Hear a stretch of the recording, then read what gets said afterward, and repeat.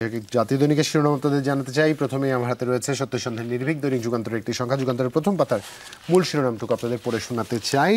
এখানে গতকালকের ঘটমান বর্তমানে একটি স্থির চিত্র তুলে ধরা হয়েছে। তার নিচে ক্যাপশনটা পড়ছি, 3 দফা দাবিতে বইয়ের শিক্ষার্থীরা যমুনা অভিমুখে যাওয়ার চেষ্টা করলে সাউন্ড গ্রেনেড ও জলকামান ব্যবহার করে বাধা দেয় পুলিশ। লালকালিতে শিরোনাম, প্রকৌশল শিক্ষার্থীদের লং মার্চ টু ঢাকা কর্মসূচি, শাহবাগ থেকে যমুনার রণক্ষেত্র, পুলিশ প্রকৌশল শিক্ষার্থী সংঘর্ষ, ধাওয়া পাল্টা ধাওয়া, লাঠিচার্জ, সাউন্ড গ্রেনেড, টিয়ারশেল নিক্ষেপ, জলকামান ব্যবহার, আহত অর্ধশতাধিক। সব প্রকৌশল বিশ্ববিদ্যালয় কমপ্লিট শাটডাউন, কর্মসূচি ঘোষণা। রাতে শিক্ষার্থী প্রতিনিধিদের সঙ্গে 2 উপদেষ্টার বৈঠক। তার পাশে শিরোনাম দেখতে পাচ্ছি, আবু সাঈদ হত্যা মামলার আনুষ্ঠানিক বিচার শুরু, আন্দোলনকারীদের ফাঁসি দিতে চেয়েছিলেন হাসিনা। তার পাশে শিরোনাম, সজীবাজদের বিতর্কিত আদেশ এখনো বহাল, বছরে 200 কোটি টাকার রাজস্ব বঞ্চিত সরকার। বিটিআরসির সিদ্ধান্তহীনতায় আন্তর্জাতিক এসএমএস খাত থেকে বিপুল আয় বঞ্চিত সরকার। নীতিমালা লঙ্ঘন করে এ খাতে চলছে বিদেশি মোবাইল অপারেটরদের মাধ্যমে এবং জাতীয় নিরাপত্তা বিঘ্নিত ও মানি লন্ডারিংয়ের অবাধ সুযোগ। এবং সংসদ নির্বাচনের আগেই তারুণ্যের ভোটের মহড়া, শিক্ষাঙ্গনে ছাত্র সংসদ নির্বাচনের তোড়জোড়। এই ছিল আমার কাছে।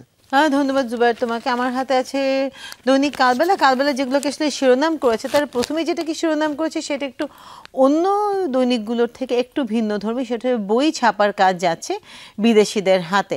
মাধ্যমিকের 21 কোটি বইয়ের দরপত্র বাতিলের সিদ্ধান্ত, তারা সেটা নিয়ে আসলে একটা বিস্তারিত প্রতিবেদন করেছে। তার পাশাপাশি যে খবরগুলো আছে সেটা মাঝখানে যে ছবিটা দেখতে পাচ্ছেন, সব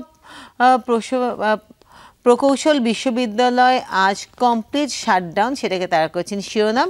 এবং একদম ডান দিকের কলামে ডাকসুর নির্বাচনকে ঘিরে চ্যালেঞ্জ জানাবেন স্বতন্ত্র প্রার্থীরাও। নির্বাচন বানচালে নিত্য নতুন দাবি তোলা হচ্ছে, সেটাকে আসলে শিরোনামে নিয়ে আসা হয়েছে। সেটা বলছেন মির্জা ফখরুল। আসন পুনর্বিন্যাসের পক্ষে, পাবনা আগের মতো চায় সিরাজগঞ্জ।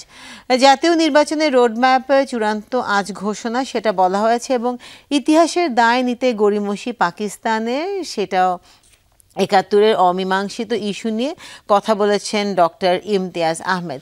এই ছিল আমার কাছে দৈনিক আজকে কালবেলা থেকে বেশ কিছু। ধন্যবাদ রুনিয়া কেরুনি। আমার কাছে দৈনিক আমার দেশের অনলাইন সংস্করণের আছে। একটু প্রথম পাতার মূল শিরোনাম পড়ে শোনাতে চাই, যেখানে 28 আগস্ট 2025 মানে 13 ভদ্র 1432-এর একটি সংখ্যা। লালকালিতে শিরোনাম হয়েছে, গুমের বিচার ট্রাইব্যুনালের সর্বোচ্চ শাস্তি মৃত্যুদণ্ড, আইন খসড়া উপদেষ্টা পরিষদে উঠছে আজ।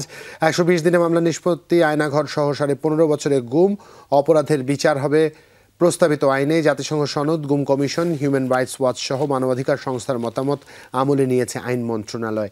নিশ্চয়ই এটা স্বজনদের জন্য, যারা পরিবারের প্রিয়জন হারিয়েছেন, অনিশ্চয়তার মধ্যে দিয়ে গেছেন একটা লম্বা সময়, তাদের জন্য একটা এবং দৃষ্টান্তমূলক শাস্তি আসলে হওয়া উচিত, নিশ্চিত করার একটা সুযোগ তৈরি হবে। অবৈধ বাংলাদেশিদের এবার ফেরত পাঠাচ্ছে যুক্তরাজ্য ও কানাডা। এবং হাসপাতালে খোশ গল্পে খায়রুল শাহজাহান খান। ডাকসুর প্রচারে প্রার্থীদের আচরণবিধি লঙ্ঘন এবং আবু সাঈদের বুকে গুলির ভিডিও দেখে অঝরে কাঁদলেন বাবা। এই ছিল আমার কাছে। এবং সংসদ নির্বাচন হতে পারে 12 ফেব্রুয়ারি, এমন শিরোনাম দেখতে পাচ্ছি। আমার কাছে আছে আজকের পত্রিকা থেকে যে শিরোনামগুলো আপনাদেরকে পড়ে শোনাতে চাই, তারা বড় করে লালকালিতে যেটাকে শিরোনাম করেছে, নির্বাচন জড়িয়ে যাচ্ছে অনৈক্যের জালে, রাজনীতির ইস্যুতে তাদের এই শিরোনাম। তার নিচে যে শিরোনামটি আছে সেটা হচ্ছে, সম্ভাব্য প্রার্থীদের তথ্য সংগ্রহ করছে পুলিশ, এটা জাতীয় সংসদ নির্বাচনের ক্ষেত্রে।